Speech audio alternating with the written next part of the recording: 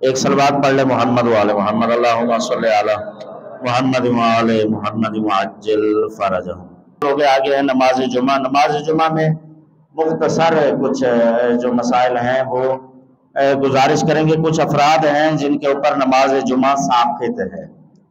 پہلے تو یہ ایک حدیث ہے، رسول اعظم صلی اللہ علیہ وآلہ وسلم کا فرمان ہے، ایک مل کے سرکار کی ذات پر صلوات پڑھ لیں، اللہم صلی علی محمد وآل محمد وعجل فرجہم، کہ 3 کاموں کا اتنا زیادہ ثواب ہے۔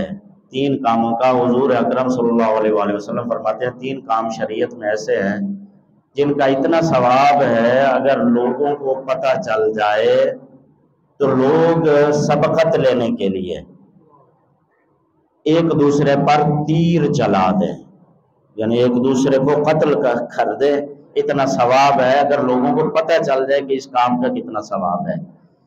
تو 3 کام فرمایا، ایک ہے نماز جمعہ، نماز جمعہ کے لیے نکلنا، نماز جمعہ کے لیے جانا، اس کا اتنا ثواب ہے، رسول اعظم صلی اللہ علیہ وآلہ وسلم فرماتے ہیں اگر لوگوں کو پتہ چل جائے تو لوگ ایک دوسرے کو قتل کر دیں۔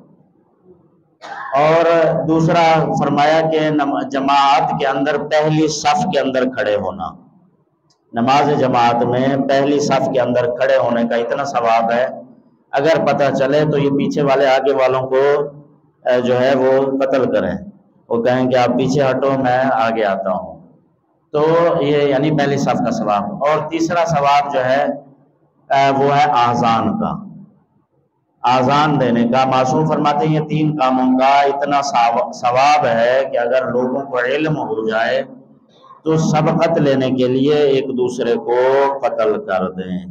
خدا رحمان الرحیم ہمیں شریعت سیکھ کر اس پر عمل کرنے کی توفیق عطا فرمائے۔